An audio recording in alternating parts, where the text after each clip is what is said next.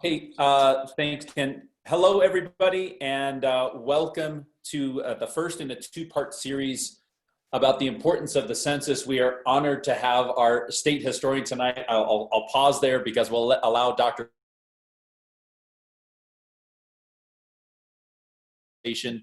I'm super excited about what we're about to hear tonight. And let me just shameless pitch.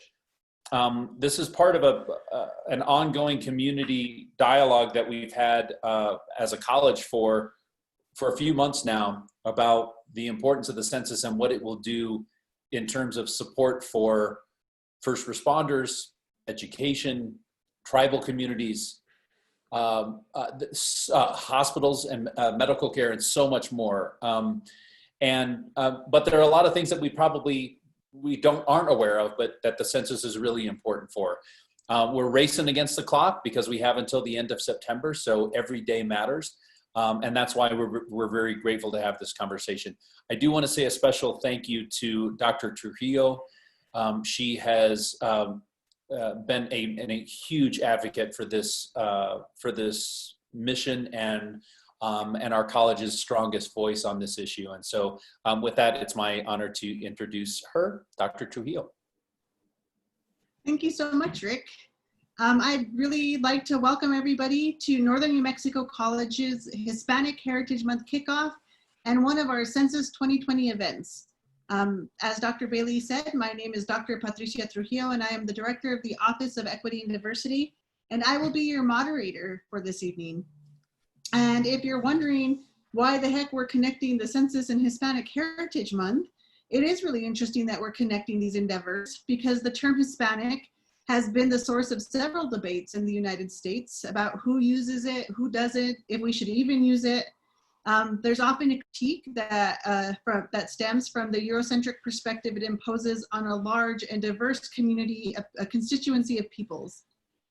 In the United States, the term originally referred to, the term Hispanic originally referred to the Hispanos of New Mexico until the US government used it in the 1970 census to refer to, quote, a person of Mexican, Puerto Rican, Cuban, South or Central American, or Spanish culture or origin, regardless of race, end quote. So that's a really big umbrella group of people. And also during that time, as the term Hispanic started to become popularized, the Office of Management and Budget didn't accept the recommendation to retain the single term Hispanic.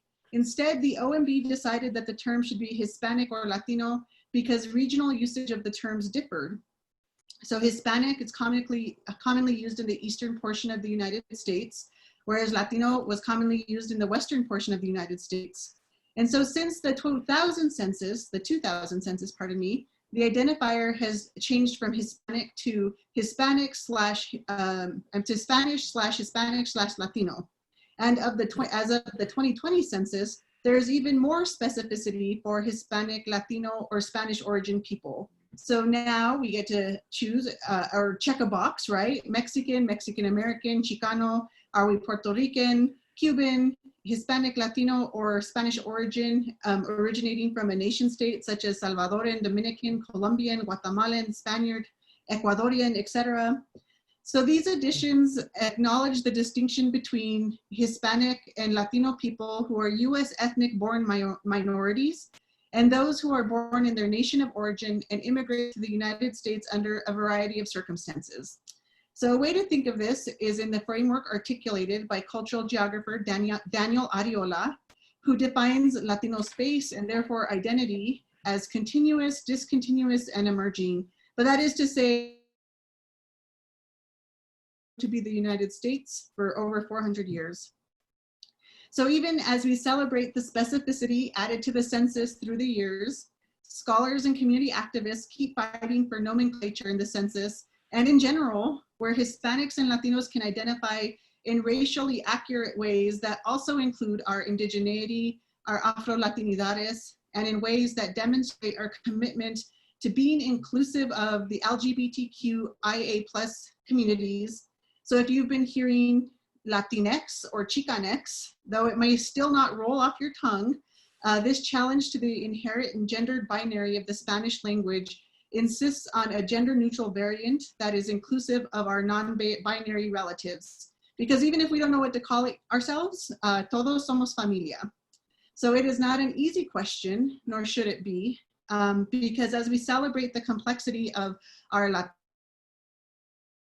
Nuevo Mexicanidad, it is a deep and cherished responsibility to keep our history and culture alive.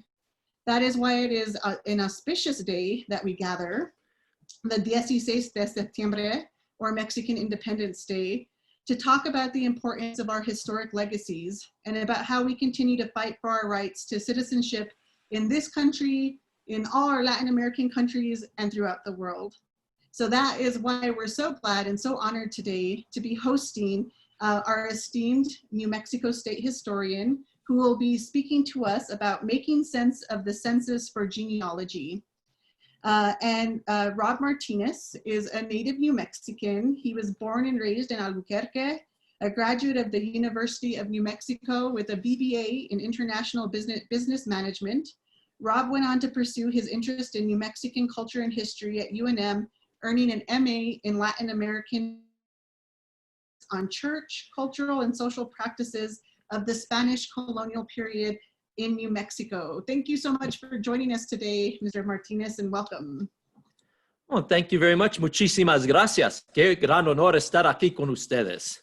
Thank you very much for having me. I'm Robert Martinez, state historian, and I'm going to just get into my presentation. So let's get my PowerPoint up here. There it is. Okay, share. Amazing technology. And now let's see if I can get this going. There we go. Making sense of the census for genealogy. Initially, when I was going to do this, I thought, well, I could give a nice, straightforward history talk about census records, look at some examples, that direction. And then I thought, I want to make it personal. I've done a lot of genealogy for other people, but today I want to show all of you out there watching how census records are excellent documents for looking into our past, our national past, our cultural past, and our family past. So let's get started. Why are there census? Why a census? Well, usually we have the census to take the pulse and temperature of a nation or empire. Census are taken to show the distribution of people throughout a region, the demographics, and they're also used to decide what kind of a tax base the empire or nation will have, and how much money maybe needs to go to the military because of where there are people and where the territories are extended to. You need to participate in a census because it helps the well-being of the nation. It helps you to participate in the history of the nation and also to participate in the history of you. So again, why a census? The Romans did it, the Spanish did it, the Mexicans did it, the USA did it, and is doing it this year. The Romans actually were one of the earliest ones. We know about that from the Bible, right? Joseph takes Mary to his hometown to be counted in the Roman census. So here's some quick examples just so you know what they look like. They're very detailed documents. Here's a census record from 1940. You can see all the columns, the name of the people on the left, and then it describes their relationship to the house. Gives all kinds of interesting information, their gender, what their race was. Typically, you'll see that tends to vary. In U.S. Census records, it tended to be white, black, or mulatto. That's it. That was all they had to be listed. So you'll see that they had to kind of mess with that a little.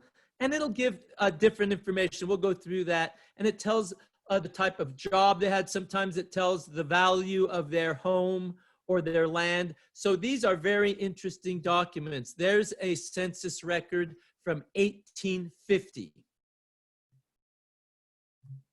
There's a U.S. census record from 1790. That's the first year the United States started to have census. You could see they're handwritten, and they only listed the head of household.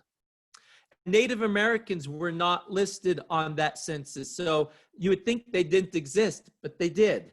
They just weren't put into these documents. So it's important to know what's in them, but also what's not in them.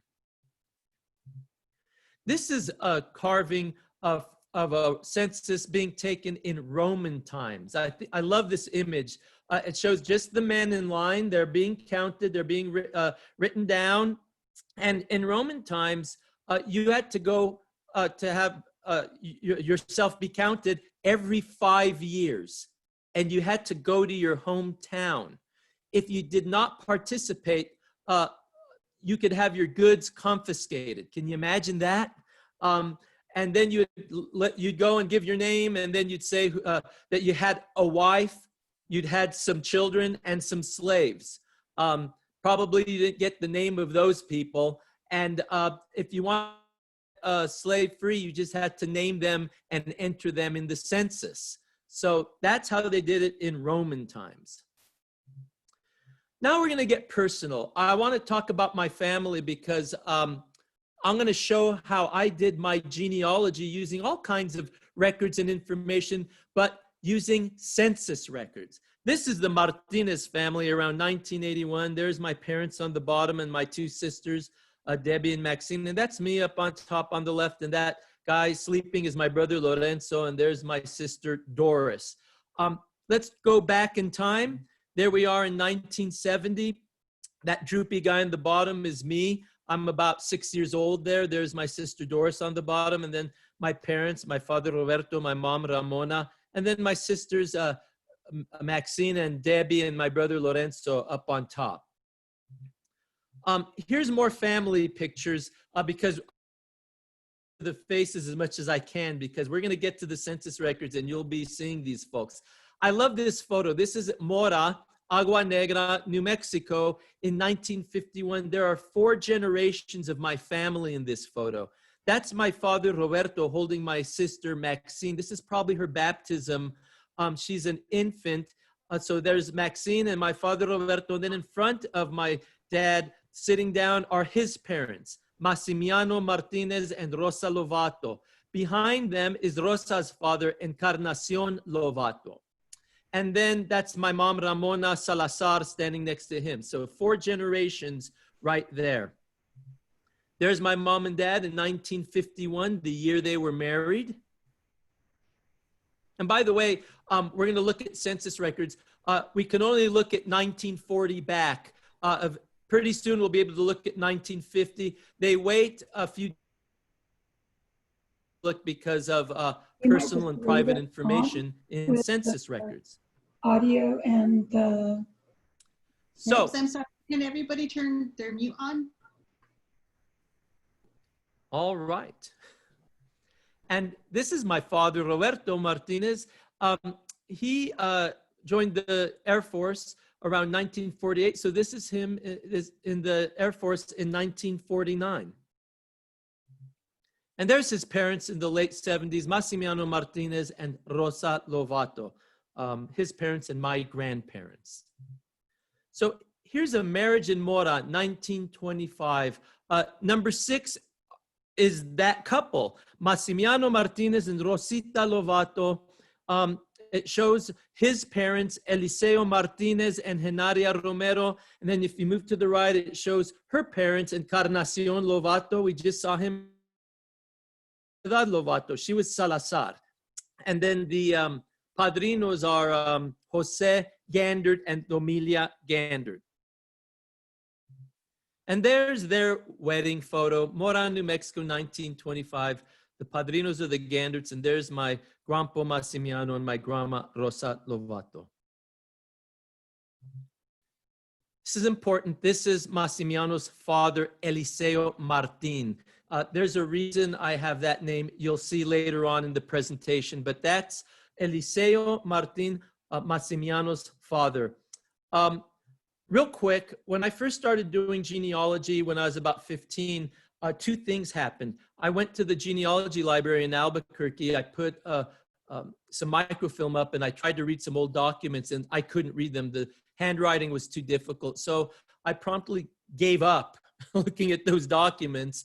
And then my grandpa Massimiano, who was alive at the time, around 1978, he got mad. He got mad because he heard I was looking into the family history. And he said, ¿Qué está buscando? What's he looking for? Well, the story goes that this guy, Eliseo Martin, was born out of wedlock. Now, that's not a big deal now, but back then people were quiet about those things. So he didn't want me looking. So I stopped looking into the family history for a while. Later on, I started asking questions. I asked my dad. He said that Eliseo was raised by Roque Martinez and Refugio Martinez. But my father always told me something, and this is important when we look at the census records. He said, but Eliseo was born over the mountains in Taos to a woman named Rafaelita Martinez. Rafaelita Martinez. So remember that. So here we go. Here's the a small image, and then I blew it up. There's my dad's family. My grandpa Massimiano Martinez is listed. He's the head of the family. He's 42 years old, and his wife is Rosa. There's my father. He's 10 years old, Roberto. And there's my aunts and uncles, Flosela, Eliseo. There's my uncle Lisa. He was named after Massimiano's father, Eliseo. And our aunt Shaya, Elisaida. Look at all those W's.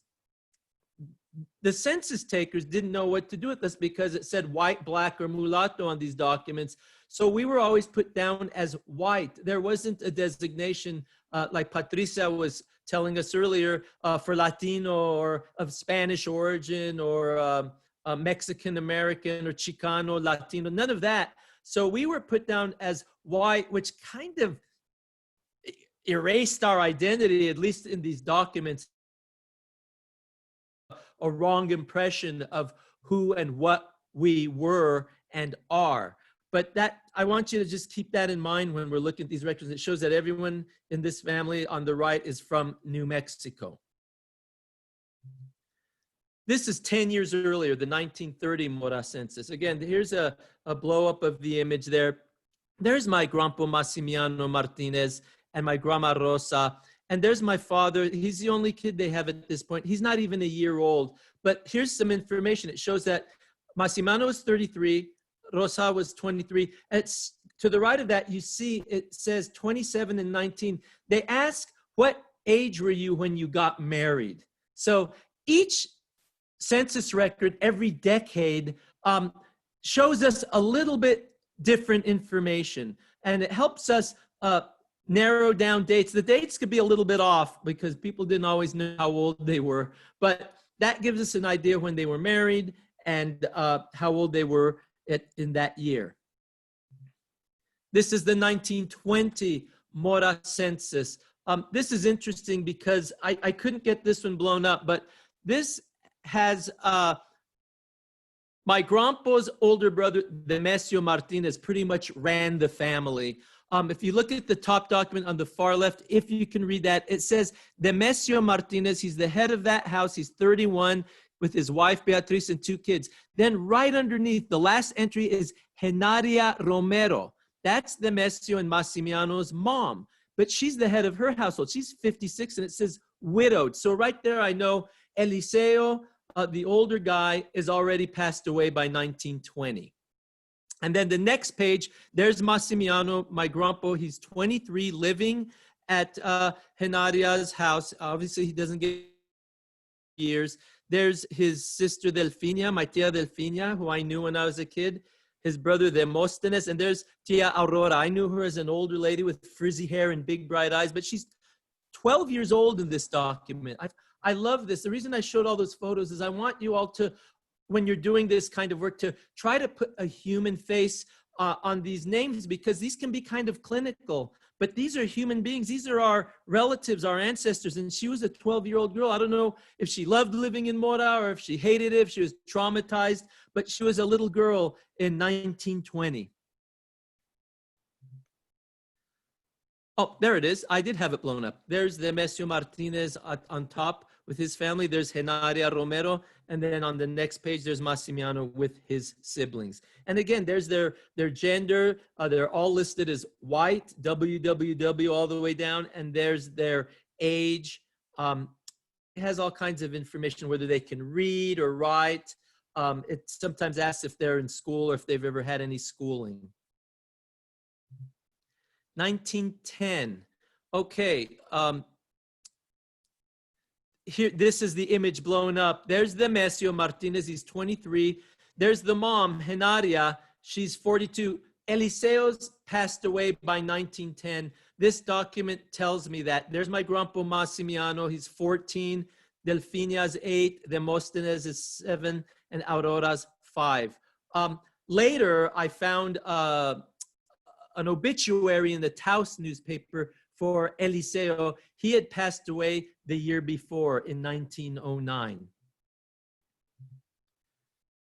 This is 1900, Mora census. There we go. There's Eliseo. He's still alive. It's Eliseo Martinez. He's the head. There's Genaria, a daughter named Josefina. There's Demesio. And look at this, Rafaelita. There's the name of the woman my father said had given birth. Well, Eliseo clearly is likely naming this daughter after his mother. And at the bottom is my grandpa Massimiano. What's great about this document, which was very helpful, if you look where it says after they're white and it lists their gender, it gives generally a detailed birth date for them. So for Eliseo, it says February 1859. So he's 41. Genaria, April 1866. I've done her genealogy. She's from Peñasco and on down. And on the right, you see 15 next to Eliseo and Genaria. That means they were married 15 years in 1900. That helped because then I could go back to Mora and look. Sure enough, it said Eliseo Martinez, hijo adoptivo de Roque Martinez y Refugio Martinez. He was an adopted child. Now, they didn't go through adoption agencies or anything back then. Very typical in northern New Mexico for a family to give a baby to another family to raise. It might sound kind of strange. Well, we do things like that nowadays just for different reasons. But they would give the baby. So I started piecing this all together, that Eliseo was definitely not this, was not born of Roque and Refugio. And I worried, I thought I'll probably never find his parents and I'll just have to be satisfied with what I get. So I knew that he was the son of Rafaelita. 1880, well, where's 1890? Well, things happened to his. That's what census records are. And the story is that the 1890 census were lost to a fire, damage, something like that. So we do not have 1890 census records for New Mexico. But this is an 1880 Mora census record. And there you go. There's Refugio Martinez. She's 54 and living with her is listed as a son, Eliseo. 22 years old, he's a laborer. The kind of work they do changes. My grandpa is listed as a laborer, I think in 1940, and then in 1930 as a freight worker, and then in 1920 as a farmer. So that was the Depression era, so they were doing a lot of different kinds of work. So there's Eliseo, 22 years old, 1880 in Mora. 5 years later he will marry Genaria Romero. Now here's 1870. It shows us Eliseo listed as 9. They weren't sure how old he was, but he's listed living with Roque Martin and Refugio Martin. I want you to pay attention to that because that just shows how the Martinez name ebbs and flows and moves back and forth.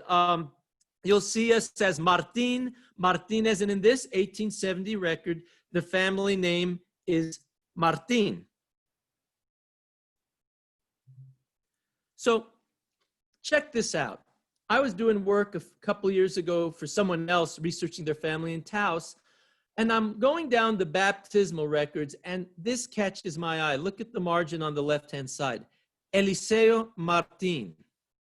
So I looked at the date, March 17 of 1859. That caught my attention because my guy said he was born around February of 1859. This baptismal record is the following month. So I look in this record, it says that he was baptized at Taos, 4 days old. The name he's given is Eliseo, and he's listed as the hijo natural. That means born out of wedlock of Rafaela Martin. That's my guy. Rafaela Martin has a son in 1859 out of wedlock named in 1859. And it says residente del ranchito de la Inmaculada Concepción. I thought that was ironic, from the town of the Immaculate Conception. So this is my great-grandfather's baptismal record. Well, I called my good friend Patricia Sanchez Rao, and I told her I was excited, and I said, maybe we could find out more. So we started looking at records in Taos in the 1850s to see if we could find out more about Rafaela. Well, sure enough, a baby named Maria Andrea, she's another natural child of Rafaela Martinez. So she's called Martinez in this document. What's great about this document is it lists her parents, the abuelos, the grandparents. It lists Rafaela's grandparents, Juan Martinez and Maria Dolores Garcia. It's right there. And from the same town, La Pura y Limpia Concepcion. So there's a daughter, Maria Andrea. Next, look at this. March of 1856, there's a baby, El Fego de Jesus Martinez, baptized, hijo natural de Maria Rafaela Martinez. She's, again, a vecina of the same plaza.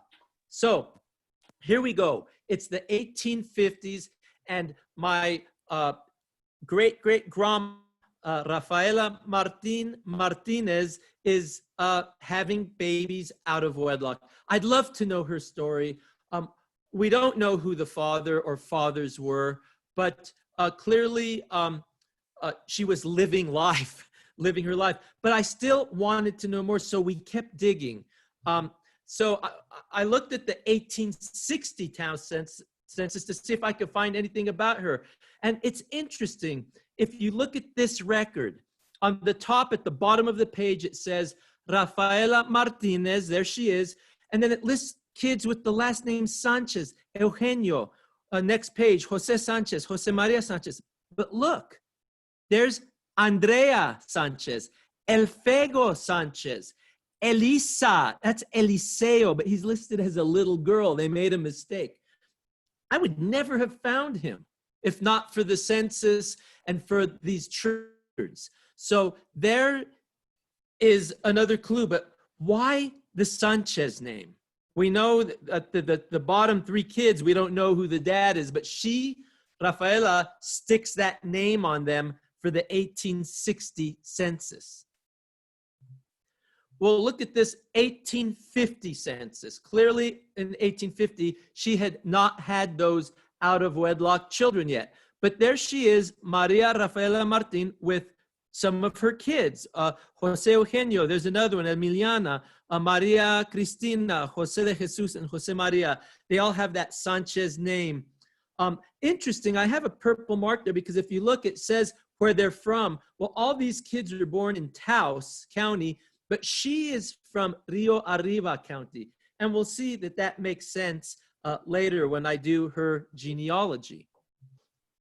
So here we go. She was married. Here's the marriage record in Taos, 1839, Rafaela Martinez. She married Santiago Sanchez. And it lists her parents as Juan Martinez and Maria Dolores Garcia. So there's that mystery solved. That's why those kids had the Sanchez last name. I went and looked at the burial records for Taos, and sure enough, in early 1850, Santiago Sanchez passed away. So she had roughly 4 or 5 children with Santiago. And then after he passed away, she had, at least that I'm aware of, 3 out of wedlock children, one of which was my great grandpa, Eliseo Martin, who's baptized Martin. So now we're going to get into church records. I started looking around. I couldn't find these folks in Taos. And look, these people traveled. They were married in Santa Clara, New Mexico, 1801. There on the margin, you see Juan Bautista con Maria Dolores. They're designated as Españoles. This doesn't mean they're from Spain or that they're of only Spanish ancestry. They're likely, we'll see, of Spanish and Native American ancestry. They were just given the highest title in the casta system, the caste system. And they're called vecinos, residents. And from this document, in the middle, it says Juan Bautista Martin, hijo legítimo, legitimate son, de Santiago Martin y de María Antonia Vallejo. So that gives me his parents, Santiago Martin and María Antonia Vallejo. And then the mom, María Dolores Garcia, was the daughter of Esteban Garcia and María Viviana Sanchez. And in the document it says that todos vecinos, los primeros de Abiquiu. So Santiago and María Antonia were from Abiquiu, and the others, Esteban and María Viviana, were from Santa Clara. So that tells me I need to look earlier in Abiquiu to find Santiago Martin and María Antonia Vallejos. Well, here's a census record again. This is a Spanish period, Abiquiu in 1790. Look at that page and think back to the American one. They're all handwritten. And this is the little plaza. There are all these little placitas around Abiquiu and what's today Española and Alcalde, Hernandez, all these places. This is the Plaza de San Miguel in the Abiquiu jurisdiction. And it's a 2-column page numbered 1 through 13 on the left, and then in the middle, looks like 14 to 27. Well, this is where I found my ancestor, and my good friend Henrietta Martinez Christmas got me this image. And here's a detail. There is number 3, Señor Don, he was a very important man apparently, Señor Don Santiago Martin, Español de 50 años. He's Santiago Martin. He's considered Spanish. He's 50 years old, casado con Antonia Vallejos, married to Antonia Vallejos. She's 42 years old, and it lists kids, hijos. It lists their ages, and then it lists hijas, at least sons, and then hijas, daughters, 14 and 10. But what's interesting, if you look, it's a little hard to read. It says sirvientes, servants, 2, de 12 y 8. One is 12 years old and one is 8. India e indio. They have 2 servants, a 12-year-old Indian girl and an 8-year-old Indian boy. These are Genízaro Indians. These are part of our family, and they are part of us. I find this record very interesting. By accident, I looked at the page. I was looking at all the names, and I found my mom's ancestor. Number 15 is Miguel Lucero, considered Español, married, casado con Josefa Espinosa. Interesting. Her father is an Indian of Genízaro, Juan Espinosa, and mother is Rosalia Saiz, Española.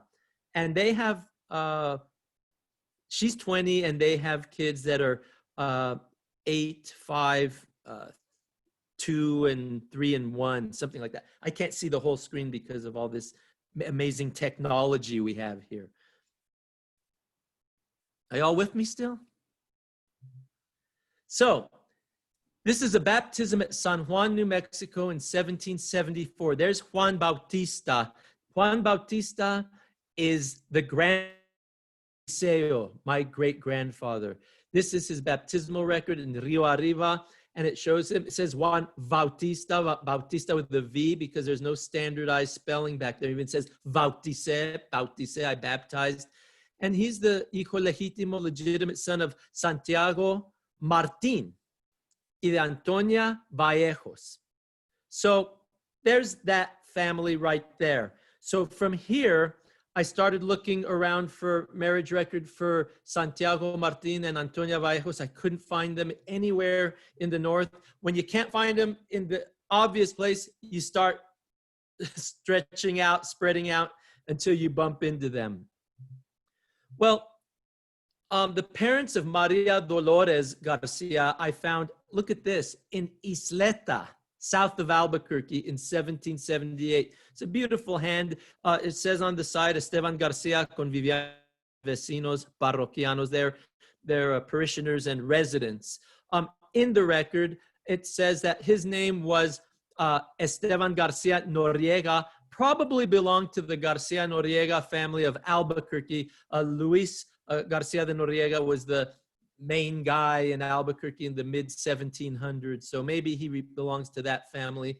And Viviana Sanchez, I don't know for sure who their parents are, but that will take more research.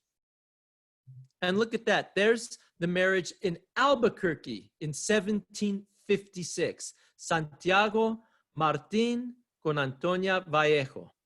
So this gets us back to the 1750s. From Mora in 1940, we're in Albuquerque in 1756. So what family does Santiago belong to? New Mexico State Library was very helpful in helping me get this image of a will from the Spanish Archives of New Mexico. This is the will of Pedro Martin Serrano. This is from 1768. Look at that beautiful paper and ink, calligraphy, handwriting. Let's get a close-up. This shows on the right, the opening page. It just says, it's a formula in the name of God all-powerful, amen. And it says that I, Pedro Martin Serrano, am a resident of this Puesta de San Antonio del Corral de Piedra, and that he is the hijo legítimo, the legitimate son of Blas Martin Serrano y Maria de Vargas, ya difunta. She's deceased is what ya difunta means. So here we go. We're back another generation. This Pedro, he's 1768. He's probably born around 1700 or 1710. And his father is Blas Martin Serrano. It's interesting. He says that he had an accident. He's sick, and he gives himself to God. He actually asked to be buried in the church of Santa Clara, in the door, underneath the doorway. That's fascinating. But look at this over here on the left. I love this part of the will. Bear with me. It says, declaro haber sido casado. I declare that I was married con Doña Margarita de Luna, with Doña Margarita de Luna, viuda. She was the widow of Esteban Duran. So she was married before. But then he says, según el orden de nuestra Santa Madre Iglesia, according to the order of our Holy Mother Church, de cuyo matrimonio tuvimos y procreamos, from which marriage had and procreated 15 hijos, 15 children. And they're listed here. The first is Gregorio. Look at the second, Santiago. This is our guy, Santiago. It goes on, it lists Gertrudes, Diego, Domingo, Pedro, Isabel's difunta, Ted, Juan, Felipe, Maria Rosa de los Reyes, she's difunta, dead, pobrecita, Maria Josefa, difunta, Juana, difunta, Francisca, Maria Rosa, Josef, Maria Ventura. And then at the end he says, los que declaro por mis legítimos hijos y herederos, who I declare for my legitimate children and heirs. Pretty cool, huh? So here we go. From Blas Martin Serrano, Pedro's father, we know that he was the son of Domingo Martin Serrano and Josefa de Herrera. Domingo was the son of Luis Martin Serrano. This is all in the 1600s now. And Luis was the son of Hernan Martin Serrano II and a local Indian woman. So he was mestizo, Luis. And Hernan II, he was the guy who came with Juan de Oñate in 1598. He was the sargento of the expedition. He was from Zacatecas, Mexico, and he was the son of Hernan Martin Serrano I. and an unknown mother. We don't know much about that first Hernan Martin Serrano. He may have been from Spain. He may have been born in the Valley of Mexico in the 1830s. And who Hernan II's mom was, she might have been a Spanish woman. She might have been a mestiza, half Spanish, half Indian woman. She might have been an Indian woman. We don't know. We may never know.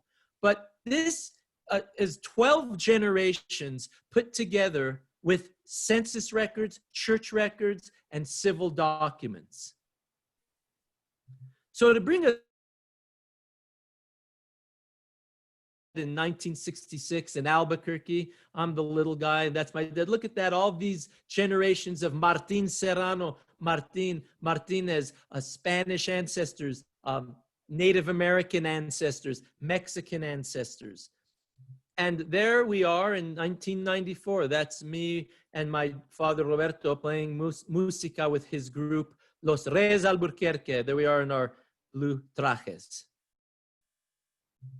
So that's it, folks. The 2020 census is here. Be counted. Your descendants are counting on you. Thank you. We'll add some clapping there, but if anybody has any questions or comments, now would be the time. You can just unmute yourself, or you can ask a question in the chat box, and I just wanted to make a quick comment. This is Stephanie. I am the staff reporter here at the college. Thank you very much for your presentation. It was very informative.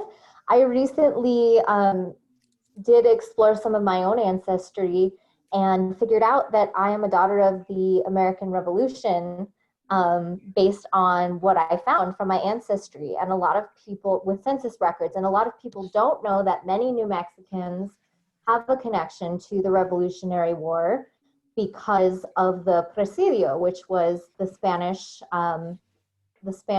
army that actually provided some key funding to the Revolutionary Army that was decisive in winning the war. So you might have some unexpected things in your history, and I was wondering if you had come across anything unexpected like that when you're doing your genealogical research.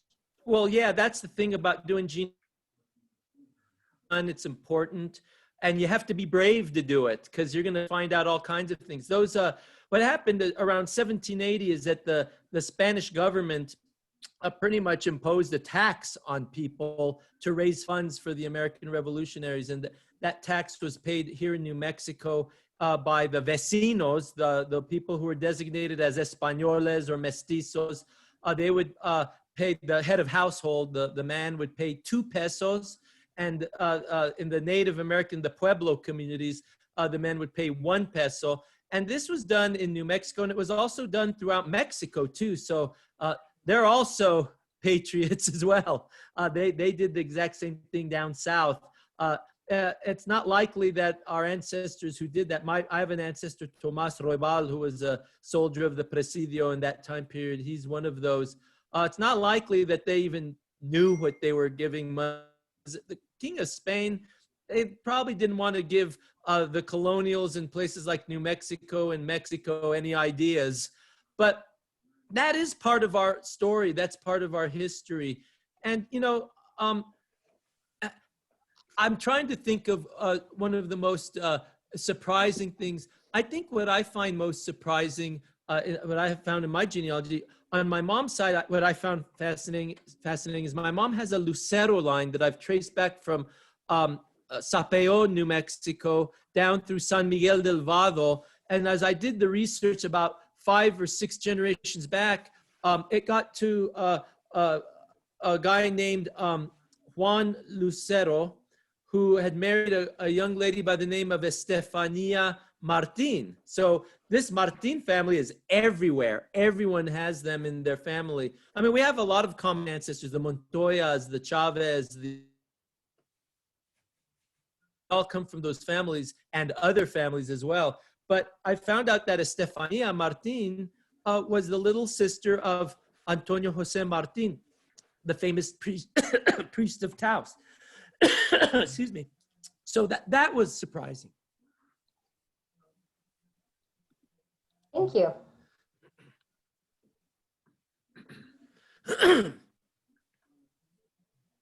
I have one, Rob. This is Rick. Yes. So, and the presentation was fantastic. So thank you for that. Thank you. Can you? So I noticed when you did the 1920 screenshot from Mora, it actually, and I could have been reading it wrong, but it actually said, you know, where did they actually do the census? Like, where did they actually go to be counted?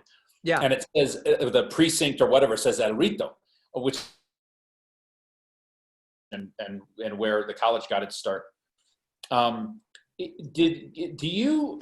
And this might be an unfair question because it's tangential in some ways, but when you go back 100 years, yeah, or more, did people generally have to travel a good way to be, you know, it's obviously they weren't getting this in the mail necessarily, or you know, certainly weren't doing it online. How did that, what was that process like when the census came around?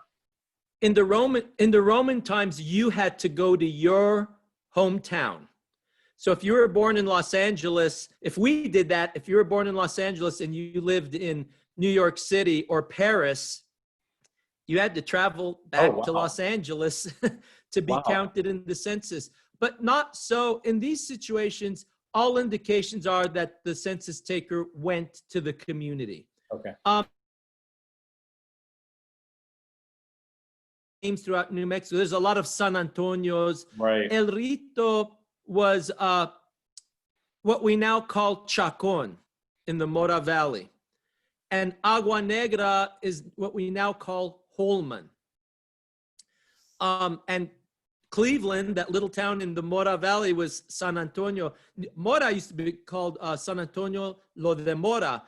These names changed in the 1880s or so when the railroad started to go through and the post office started to establish post offices everywhere. They usually grabbed the local postmaster, and a lot of times they had an Anglo name or a Northern European name, and they would change it to that person's name. So the El Rito in Mora isn't the same one that you're talking about, but it was a common name. It just means just little plazas. People would establish themselves in the placitas. But you made me think of something else, and I don't know if I can. I'm looking for it. I don't know if I'll find it. But you know, one of the more sad things you see on these records, this one right here from 1910. If you look at Genaria, that's my great grandmother. You go all the way to the right. You see a 7 and a 4. A lot of times they would ask, how many children have you given birth to and how many are living? And it's, you see it, rarely you'll see 4 and 4. Typically it'll be 10, 6, 12, 8, 9, 4. It was very common for children to pass away early, or if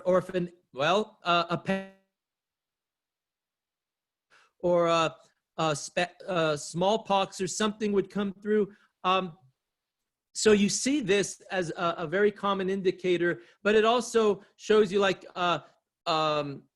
where the names come from. I also forgot to mention that. It's interesting. Eliseo named his daughter Rafaelita. Rafaela is his mom's name. And you see the names get passed down from generation to generation. Oh, that's fantastic. Thank you. We have time for one more question if anybody wants to take advantage of that.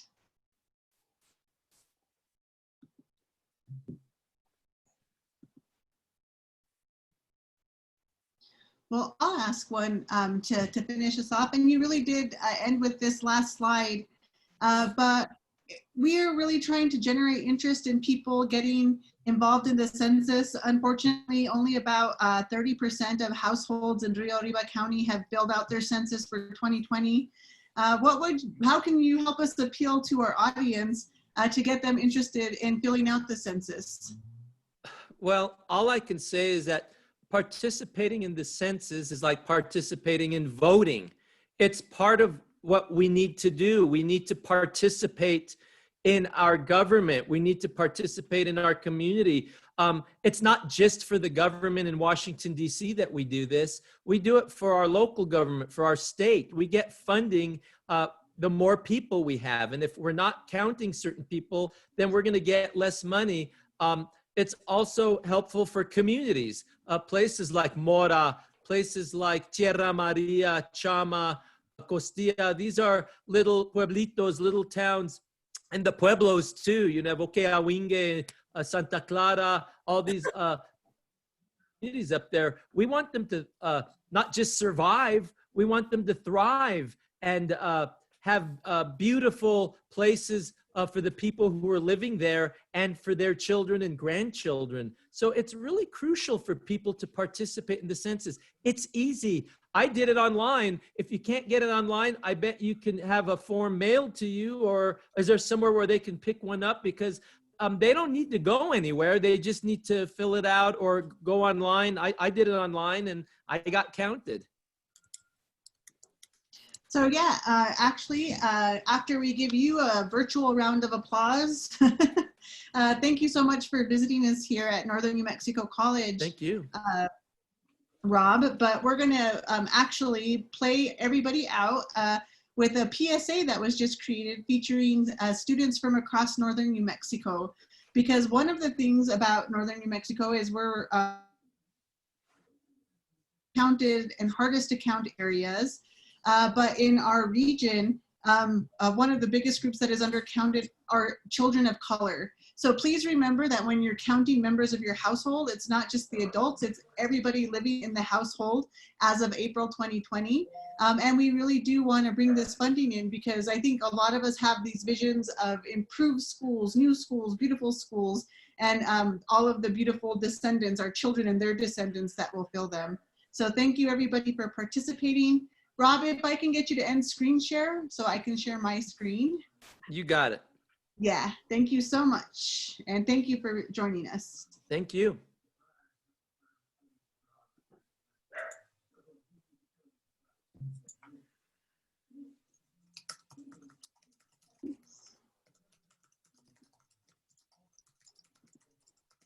And I had it set up.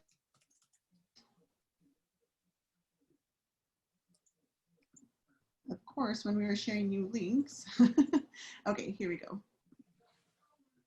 Oh, I'm Jonathan Sanchez. I'm 14 and from Velarde, New Mexico. The 2020 census campaign to get New Mexico counted is currently ongoing and is one of the most important things we can do as citizens. My name is Lucas. My age is 11. What the census means to me is more funding for our first responders, which are our police and firefighters. We have until September 30th, 2020 to complete your census. Hola, mi nombre es María Chávez, tengo 13 años y el censo está importante porque le ayuda al SNAP program. Hi, my name is Max, I'm 14, and it's important to take the census because it provides grants for substance abuse programs. To complete your 2020 census, respond and mail back the census packet mailed to your household, or go to 2020census.gov or call 844-330-2020. Hi, I'm Kunchi. Count me. Hola, mi nombre es Sofía. My name is Lita. I am Landon. My name is Des. Count me. Cuéntame. Count me. Count me. Cuéntame. Count me. Count me. Count me. Count me. Mi nombre es Diana. En su nombre es Miguel. Cuéntanos.